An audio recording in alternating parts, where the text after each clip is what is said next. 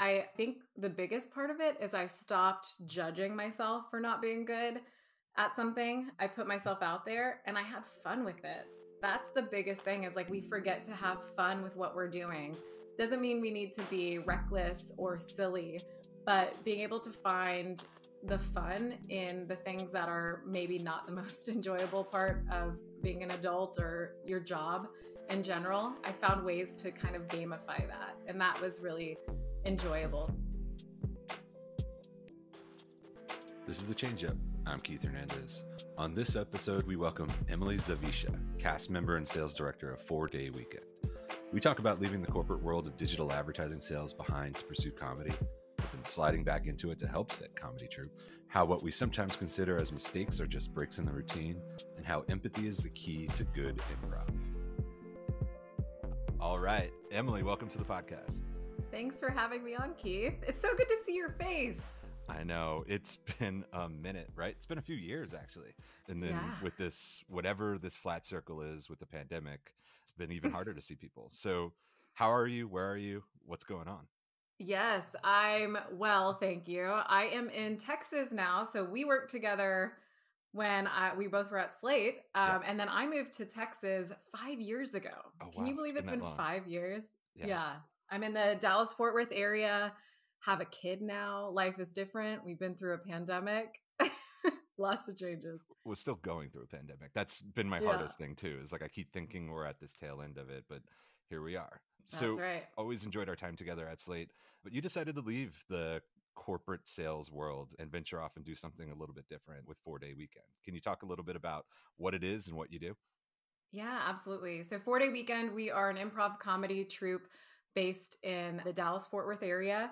We've been around for 24 years. So believe it or not, so I grew up in Texas, actually. When we met, I was living in Chicago and working in New York, but I'm from Texas originally. So I actually kind of, in a way, grew up going to see this troupe perform in their Fort Worth location 24 years ago and fell in love with improv comedy, have always loved it, and actually took classes at the 4 Day Weekend Theater. So like I said, it's been around for 24 years. We put on shows on the weekends, on Fridays and Saturdays. And then the biggest part of our business is actually our corporate comedy. So event services where we go to conferences, we host, we entertain, do awards galas, and then we do corporate improv training. So I loved 4 Day, was a big fan, went through the training program when I was younger, right out of college. And that's actually what got me to fall in love with improv comedy and moved to Chicago. And that's what took me up there to the second city, but then brought me back. Very cool. So what exactly is corporate improv training? Are you teaching people to be funnier? Yeah, I like to say being funny is a byproduct of a few different things. In improv, everything's based on the key philosophy, which is called yes and. And what that in its fundamental terms is you take what's being given to you and you add to it in a positive way. So when I'm on stage, I do that by active listening, empathy and support of my fellow performers, and moving the scene forward. And the byproduct, I hope, most nights is comedy. But when it applies to the business world, it's the same thing. You and I were improvisers. We don't know what we're going to talk about on this podcast, but we listen, we add, and we move things forward. So we do customized training for the corporate world, large keynotes for thousands of people at conferences, or smaller workshops where we apply the same skills that we use on stage, but how to utilize that in the business sense. Very cool. And so what kind of companies are coming to you? Are they in crisis and need, or is it something that they're trying to add a little bit of a perk to keep people excited and motivated? Yeah, it's everything and anything, really. My favorite is when there is some sort of change or need in terms of, a company's just gone through an acquisition and there's maybe some trust issues, or there's just been a big shakeup. We can utilize improvisation to move past that and do that together. And it's innately team building. So even if it's just a fun, everybody's getting together for a happy hour, they bring us in to just have that fun shared experience with a little bit of light training. But any type of industry, it works. And what's lovely is whenever people bring us in, they're like, okay, do we need to break out into all different breakout rooms where it's, the administrative assistants are in one room and leadership's in another? What I love about improvisation is, like I said, we're all improvisers. So we go through this training and I love doing it all together. So a CEO of a large company might be doing improv activities with an executive assistant. Their jobs are absolutely different, but the fundamentals of empathy and listening and support and positivity really apply to everyone. And it's also fun to see leadership actually step in and do something outside their comfort zone. Absolutely. Do you find there's probably always that one person who's mega comfortable and ready to do it, right? Yeah.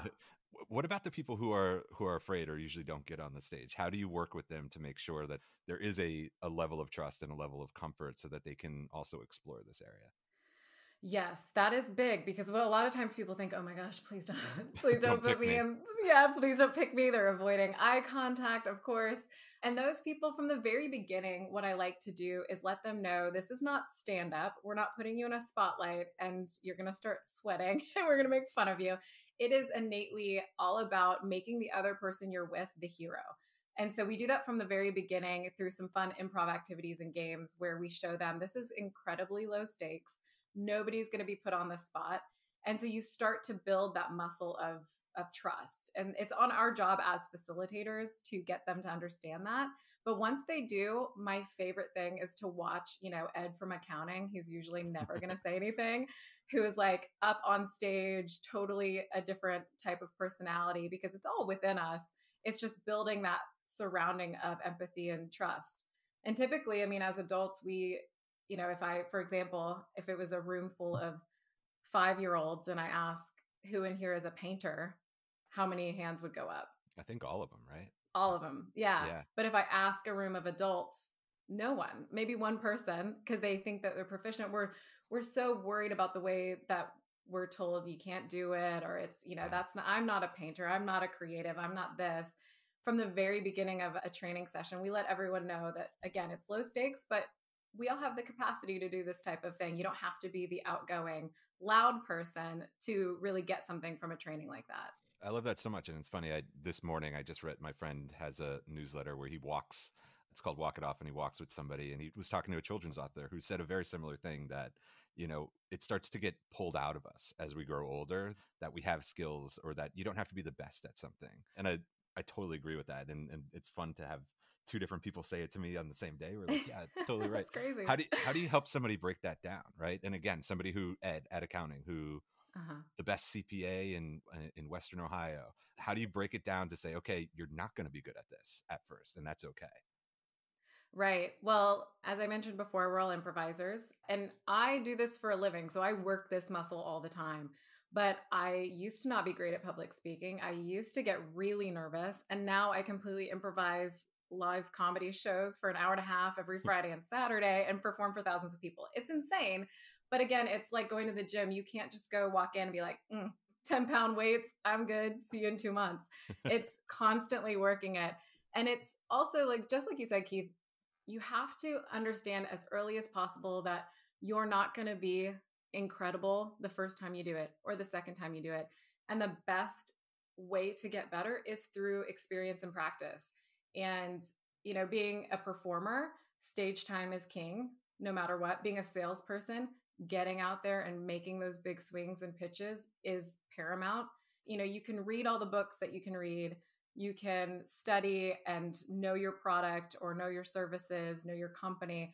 But until you get in front of people and build that connection and make those big swings, it kind of doesn't matter. And so for me, once I realized, like, I've kind of compartmentalized for the longest time that I'm either a creative, I'm a performer, I'm doing this fun comedy thing, but is that serious? And no, Right.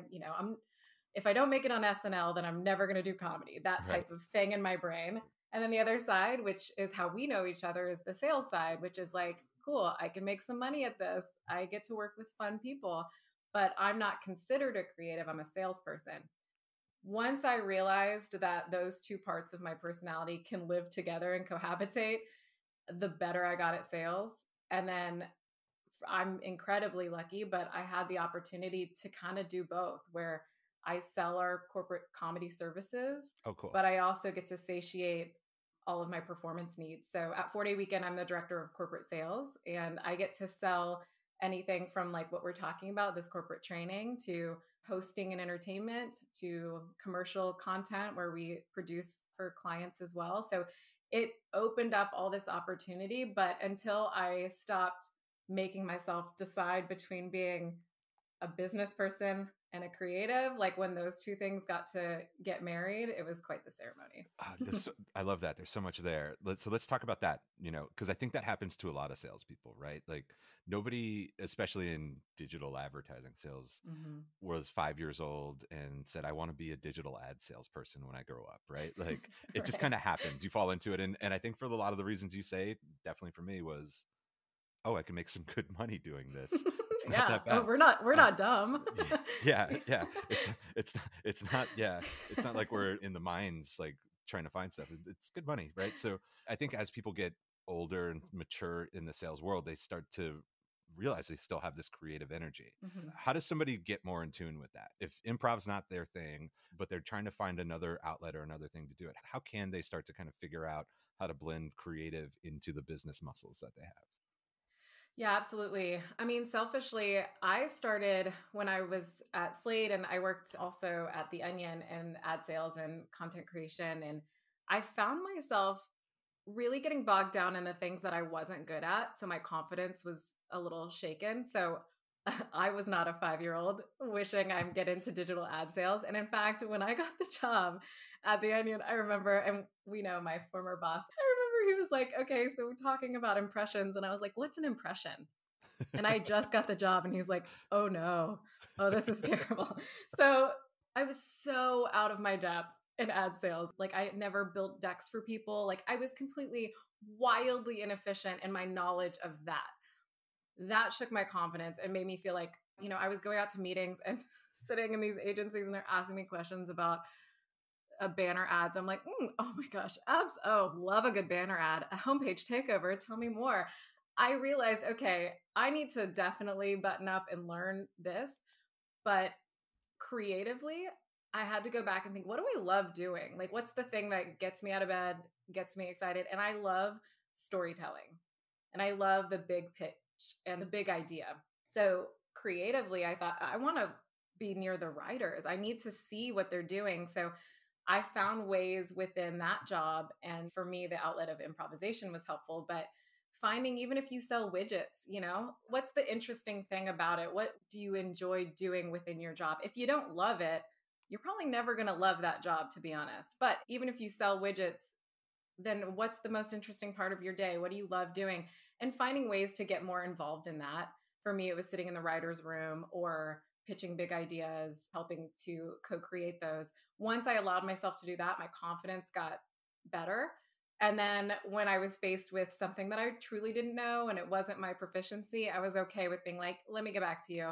And it didn't shake my confidence. But I say, find what within your current role gets you excited from the creative standpoint, and then just really lean into that. And then find resources and people to surround yourself with that enjoy that same thing.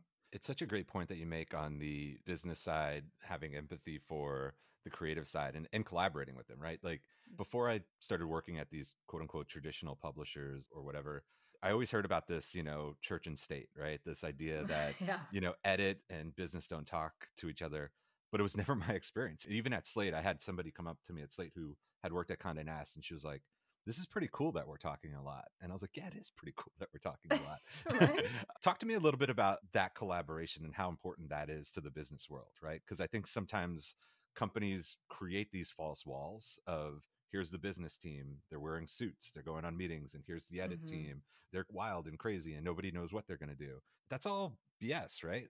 like, Yeah. like Yeah, you have to have both. You have to have both sides. And I think having an understanding as well, like not that every business person has to have a wildly creative side and vice versa. That's okay. Like if I'm in art at this company, and this is my silo, it doesn't mean you have to understand every piece of the business side, but being able to co-create, that's paramount. So when I was working at the Second City in Chicago, I got the job. I was leaving the Onion, went to the Second City. It was a dream of mine. And I had gone through the conservatory. So it was kind of that same thing of like, I'm a part of the Second City, but I was part of the corporate side. And I remember early on, they're like, hey, this doesn't get you on stage just right. because you have a Second City business card. This is the business side. And it was almost to my detriment when I first got hired that I was also a performer. And so I felt like back to that same feeling of, okay, well, now I'm just in sales and don't even let them know that I perform on the side and all of that. And then we had a process where we would co-create content and ideas with brands and agencies, and we'd bring them into the theater and we'd live storyboard creative briefs. So amazing. So like having these world-class performers put ideas up on stage and being able to live storyboard, and I like that character, and let's move this person here and bring things to life. So it was like one part performance, but it was all co-creation. So you had the business side, you had the agency, you have the brand.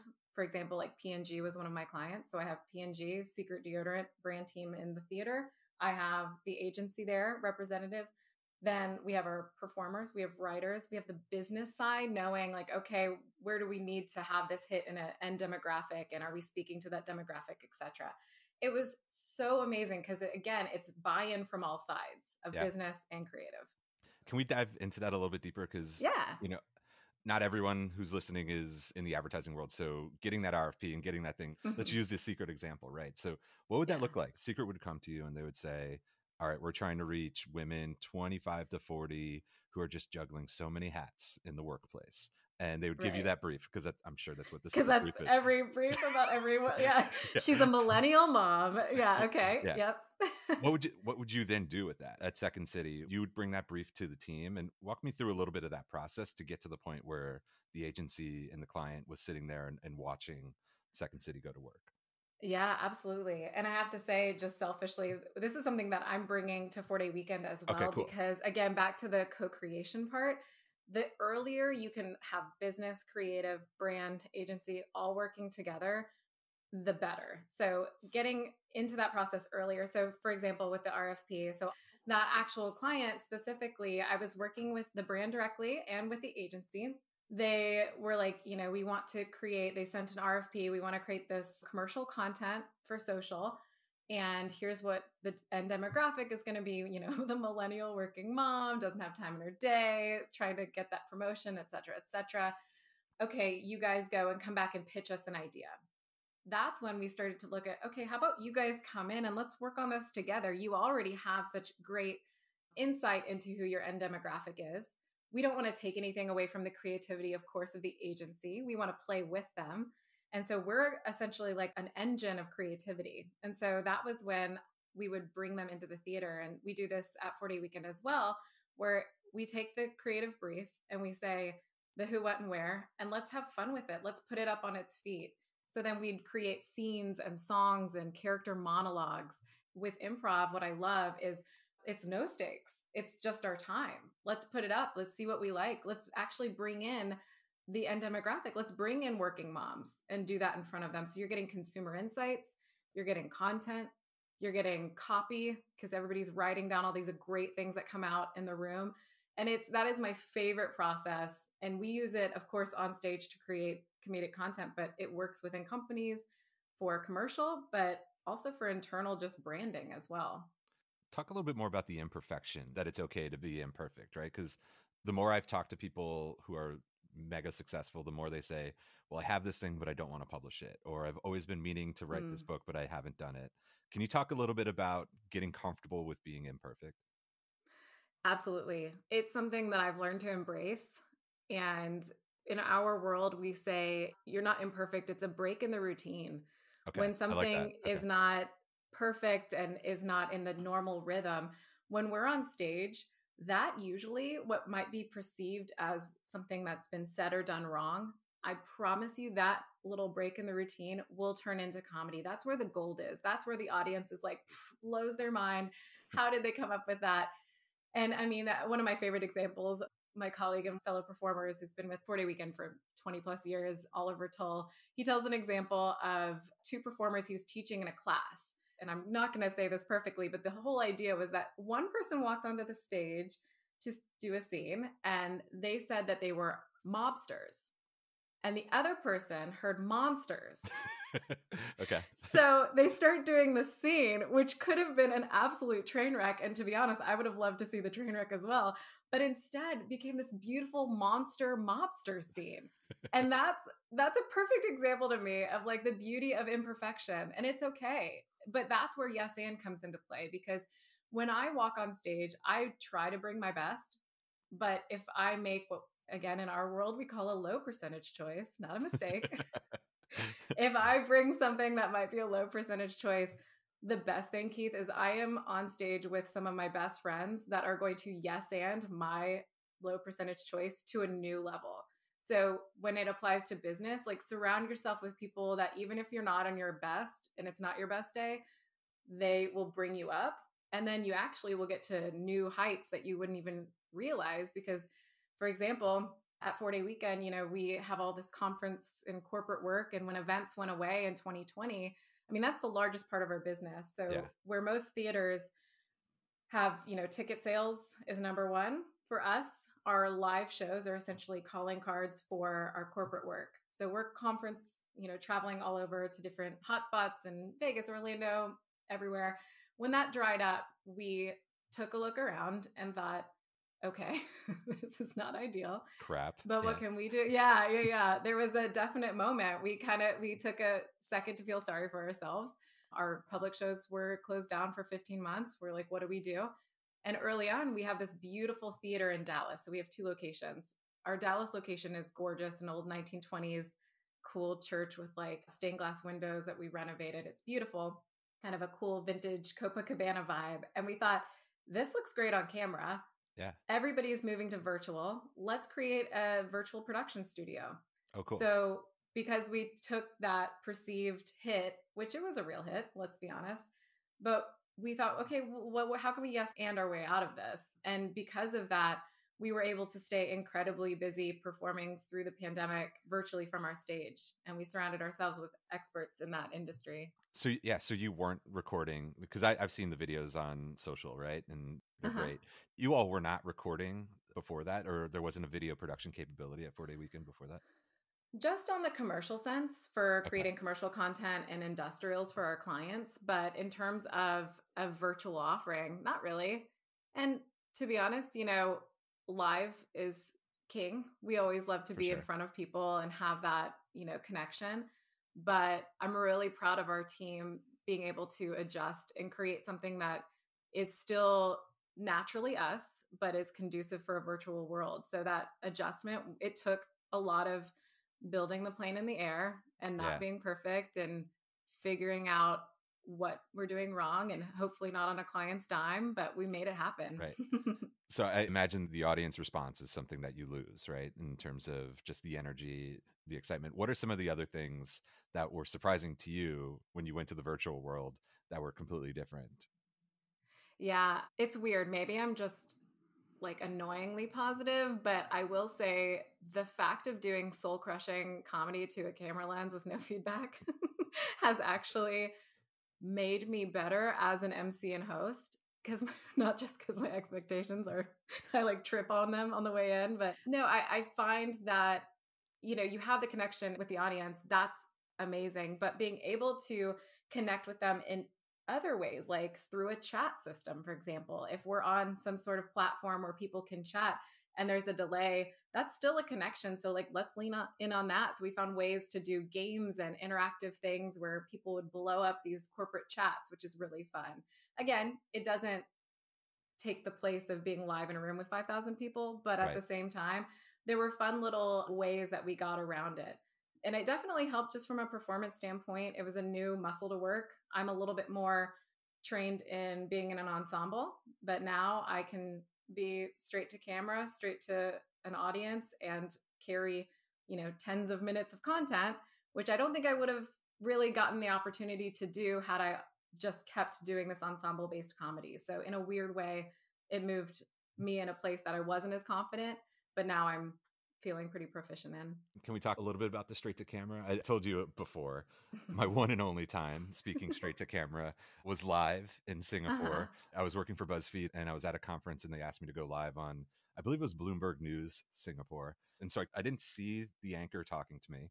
I had a little earpiece in, and the second that they kind of pointed me to live, a marching band started playing behind me and I couldn't hear a thing. And I was talk, I talked over almost every single question that was asked, and I think they cut it off early. My comms team was just mouth agape when I came back from Singapore. So I learned that talking directly into a camera is mega, mega hard. Can you talk a little bit about the differences in being on stage versus talking directly into the camera and what you had to learn through that experience? Yeah, absolutely. Let me tell you, that experience is so fantastic. And I have to say, those are the things, at least in my improv world and with our company, we kind of joke about those hell gigs are necessary, right? Yeah. You got to have the knock, the kind of thing where you're like, oh, that didn't go well. Yeah. But what you learn from it and what I've learned, actually, this is not a total side note, but it makes me laugh. We had a gig a couple months ago that was fine, but it was honestly a lot of tech issues that were kind of out of my control. So like my mic didn't work in front of all these people, and so I'm trying to project, and it's out of my control. But it kind of snowballed from there with the tech side. And my colleague Dave said, and I knew people that were in the audience, and he was like, just remember that your friends and family will always be at the bad show. Yeah. I was like, that's good.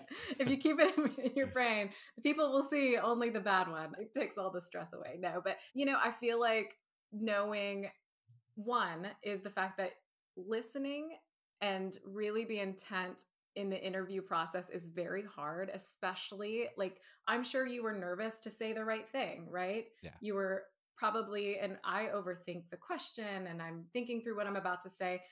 As present as you can be, especially in the digital and virtual world, that is really huge because it is so easy to talk over each other and do that, and you lose that rhythm and then you get nervous and you're overthinking it.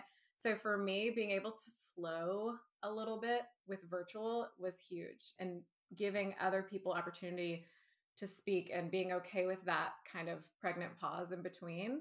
No one else cares. It's only in our brain. But that has helped me kind of slow down communication virtually.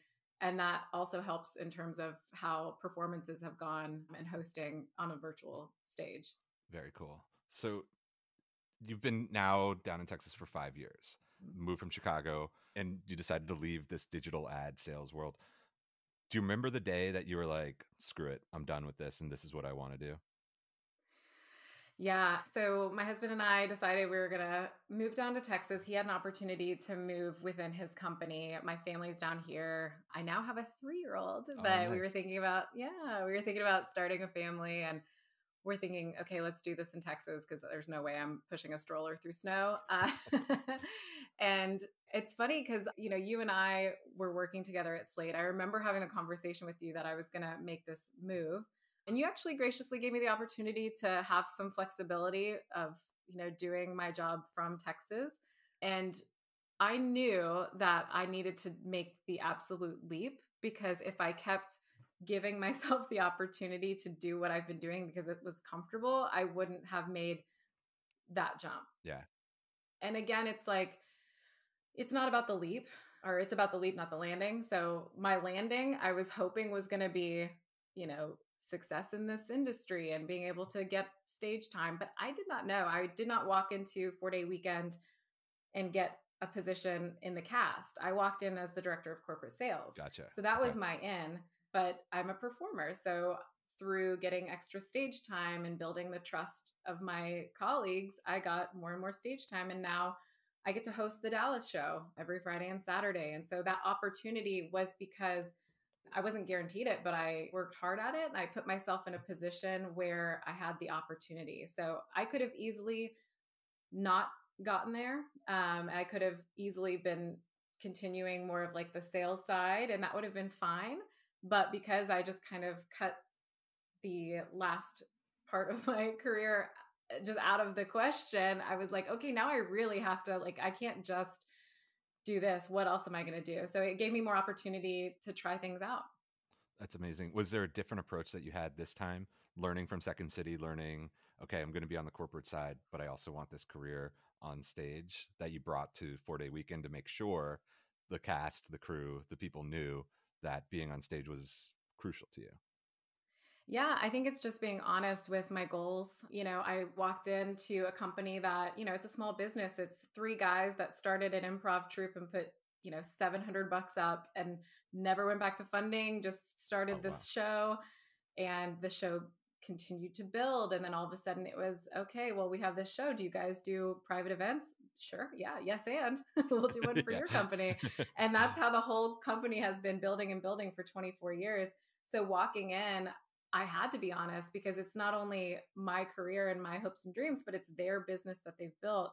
So being able to put myself out there and gain the trust of my colleagues that started the company, it's been amazing, because I don't take it for granted, the fact that they have given me more opportunity within the company and to represent the brand, which is, it's their baby. So I think being upfront and honest about my goals, putting myself out there and learning, getting the stage time has all kind of somehow worked out. Have there been times where you wondered if you made a mistake? No, I really don't. I'm really grateful for every opportunity I've had. I think I've taken every opportunity and enjoyed it, now that I really think about it. But maybe the products that I've sold years and years and years ago were not something that I understood or had a passion for, but I loved the people I worked with. I loved the opportunities, and learning to not be good at something and then get good at it. I think that again, that muscle is important to work. Can you talk a little bit more about that? That seems to be a thing as people get older in their career, they realize that it's important to build that muscle in areas that they're not that great at and to embrace that. How important was that to you in this transition to understand, like, okay, I'm not an expert in these new things that I'm doing? Yeah, I think the biggest part of it is I stopped judging myself for not being good at something. I put myself out there and I had fun with it. That's the biggest thing, is like, we forget to have fun with what we're doing. Doesn't mean we need to be reckless or silly, but being able to find the fun in the things that are maybe not the most enjoyable part of being an adult or your job in general. I found ways to kind of gamify that. And that was really enjoyable. So, for example, I pitch services. I'm still in sales. So there's a cold calling aspect of things. There's putting myself out there, but using my personality and being able to find a tone that works. I think from the other side, from the client side, is hopefully refreshing. And if not, then probably I'm not their cup of tea, and that's okay. But being able to figure out and get to the no quicker and not beat myself up whenever something doesn't work out, because where there's that opportunity, there's 1,000 others. And I think that just having a good time and enjoying myself, that rubs off on our clients for sure. And then, then I'm not just moping around because I'm not good at something, or, oh, I have to do this part of my job I don't like. I mean, even building agreements and invoices, the bane of my existence. I don't ever, I can't, I hate it so much, but I put on some good music. I just find a way to get past it and then get to the part that I really enjoy. Yeah, I try to make it like an invoice morning to get through that part too, because I don't mind making sure I get the money. I do mind sending out that invoice like, oh, by the way, you owe me money. Yeah. So I'd love to learn a little bit about this process of when you do, okay, maybe it's not a cold call, maybe it's a little bit more of a warm intro. When you do have a company that's interested in what 4-Day Weekend has to offer, how does that process begin to pre-production to get ready for that? Yeah, so I get down to the need. Let's say it's a conference. I have a client that's doing a multi-day conference. They've never used an MC before. They had a magician come 2 years ago and he was terrible. We're starting from a baseline. I like to say we have reverence with the event. You're getting your people together, and that's the one time a year everybody's together. And you're sharing information, you're getting buy-in. Maybe it's a company that you have a bunch of franchisees that are there, and you need to let them know they're investing in X, Y, and Z for this future. That's important. And we don't play with that, but we have fun with the tropes of an event. So I like to compare it to, if we're hosting, it's kind of like a late night talk show. Okay. The guest is important. We're interviewing, we're having reverence with the information, but we're irreverent with the trappings of a late night talk show. So we'll have a musical guest who's an improv, part of our cast, who's improvising something they just heard from a presentation, and they sing a song about it. Then back to, the COO delivering this information, then back to us. And so I describe to them this kind of structure where they can, and I compare it to something that's very tangible, like a late night talk show or the Oscars. And then I build around their important information and their presentations. It's really just a layering of both entertainment and training around what they have as their current conference. And it's really fun because, again, it's a creative process, but I co-create with them because they know what they need to deliver. They just don't know how to do it. We're experts in content delivery and making things interesting and sticky. So it's like, all right, let's come together and create this fun thing. And then there's an element of trust. They have to understand that, okay, in this block of an agenda, it's a 10-minute block and it says 4-day weekend, interview and, improvises a song. They have to understand, I don't know what that 10 minutes is going to be. Yeah. But just trust me, it's going to be fun. And it's going to be about you, your company, and your people. And so that's really a fun tightrope walk when people are very afraid of the unknown. But I always say, you're paying us not just for this gig, you're paying us for the 7,000 that we've done over 24 years. Yeah. And that's really a fun part of my job, is to get people to understand that aspect of it. So the 7,000 you done before, do you remember the first one you did? Well, so the company itself has done 7,000. I know my first corporate, oh, this is good. Okay, get ready, Keith. You're going to laugh at me. So my first corporate gig at 4-day weekend, I had done many at like the Second City before, etc. But when I first joined with the guys and I sold this really nice little number, and we were going to help with this conference. It's an oil and gas company based out of Texas, very Texan. Large company, big conference. We were doing some hosting. We were doing some keynote elements.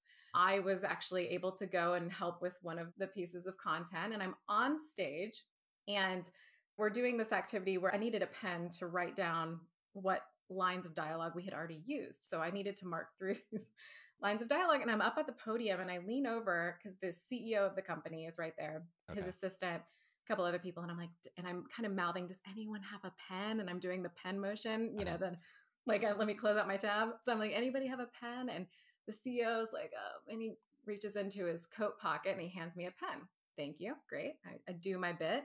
And he comes up after. So I set the pen on the podium. I leave. We finish the conference. The next day, I send the most artful thank you. Thank you so much for having us. Oh, it was incredible. And then the executive assistant sends me a note back and she's like, hey, oh my gosh, everybody, compliments galore. Chris was wondering, do you still have his pen? The pen you borrowed? And I was like, pen I borrowed? Like, it's a pen. That's the day I learned what a Mont Blanc was. Oh, Keith. man. Yeah. So let's just say the margins of that gig went to buying an executive a $5,000 pen. And that's my first corporate gig at 4-day weekend. Oh, man. So it wasn't, so obviously somebody took it. So it wasn't on the podium and couldn't be found. No. What if this is how this executive gets his Mont Blanc pins? He just, exactly. I'm always looking for the conspiracy in this. What if he was using this as the way, and he has like 50 because he would do this on unsuspecting people would hand off. Oh, he just every morning opens up his drawer of all his Mont Blancs, takes a deep breath in. Says, who am I going to trick today? Yeah. What company am I taking down? Oh, that's rough. Yeah. So any advice for people who, maybe they don't have this corporate company who's going to say, yes, let's do this. Yes, and let's do this. They're stuck at home. We've been home for now 18 months and the Zoom calls are just adding up and the fatigue is coming in. Any advice, anything that you would give to somebody to kind of find that enjoyment during the day or to kind of find that break in the day that they can learn from you? Yeah, that's a great question, Keith. I think, what do they enjoy? What's fun? I can't say it enough. Do the fun things. Like, life's too short. If you've ever wanted to take a music class, there's music classes virtually. I can't say enough about masterclass. I turn on my masterclass and learn some sort of skill and try to keep that fresh and my mind going. I am not a fan of monotony. And that's what this last, 18 months has felt like. There's a lot of that, okay, same day or, different day, same routine, trying to shake it up. I think being able to find the break in the routine, find something that you're not comfortable in doing, do it until you're comfortable. I mean, there's so much fun in that. and then surround yourself with people that enjoy that type of thing, or that, make you think differently as well. I have to say, like, to be completely honest, I moved to Texas and I now work and talk with people that have different viewpoints than I do. And Yeah. the fact that, like, I can surround myself and not be in a negative place and learn from people, but then be open-minded as well. I think just getting yourself out of your bubble as soon as you can will definitely help with all things involved. That's great advice.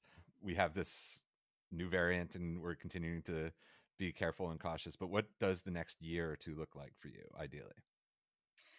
Yeah, so we are playing the dance of hybrid in our world. So, we do have our shows where our cast is vaccinated. We mask up when we're in the room, but when we're on stage, we're not masked, but we're kind of in each other's bubbles. So we're very cognizant of that. But in terms of our corporate work, we have a lot of live/hybrid gigs where, a conference that would have thousands and thousands of people, now there's going to be 20 people in the room or 100 people in the room, and the rest is broadcast out. So we're finding really creative ways to do that. For example, I'll be hosting the Southwest Airlines Leadership Summit in a week, and that was going to be live. Now it's virtual, kind of more of a hybrid model. And so we've had to adjust on a dime. So creating content that at any point can be used live, but also could switch to virtual. So we're really working our improv muscles and making sure there's always a plan B for everything. Yeah, it's just wild how I think so much, especially now as we're going back into the fall and the winter, the plan to go back and now back to hybrid. The lessons that you've learned by being hybrid might be some other things that other people can take away, right? I think mentally a lot of us were ready to get back into an office and see each other and goof around. The thing that I miss that I talk to people about is the walk and talk after a meeting, right? That where you find out what actually people thought of the meeting. Yeah. How can people create some of those moments, a little bit more serendipity in their lives? Because so much of it is Zoom call, 2-minute break to go get coffee, Zoom call, Zoom call, Zoom call. Is there something that you would offer that they can kind of break up the monotony in their day and maybe have a little bit of serendipity with their coworkers? Yeah, I think in fact, there's, the Zoom meeting, but there's the chat afterwards, like you said, the walk and talk. For me, that's happening via Slack. That's happening via text, making sure I still maintain those connections with my coworkers and just enjoying the few times that we do get to be together. I mean, that's really been a breath of fresh air for sure. But yeah, I think it's just making sure you're checking in with your colleagues. We do something backstage before we walk on stage where we literally slap each other on the back and say, "Got your back." And it's a really nice reminder that when I'm on stage, like I said, I'm going to bring my best. If I don't, they've all got my back. So, what could possibly go wrong? But it's really nice whenever we're doing big corporate events, virtual or not. I'll get text messages from my colleagues right before I walk on stage, and it just says, "Got your back," which is That's just amazing. a great reminder that we're kind of all in this shit together. Absolutely. Yeah. Emily, thank you so much. This has been super fun reconnecting and chatting with you. If people want to learn more about 4-Day Weekend, where do they go? How do they find out more information? Absolutely. So you can go on our website, which is www.4dayweekend, all spelled out, FOUR, dayweekend.com. They can email me, emily@4dayweekend.com, again, all spelled out. And they can follow us on all the social channels, 4-Day Weekend Comedy. Awesome. Emily, thank you so much. Thank you, Keith. It was so good to see your face. Thank you for listening to The Changeup, produced by Elena Weedland, with original music by Rodney Hazard. If you liked what you heard, we'd appreciate your support by liking, sharing, leaving a comment, and subscribing wherever you listen. Thanks once again. Until next time.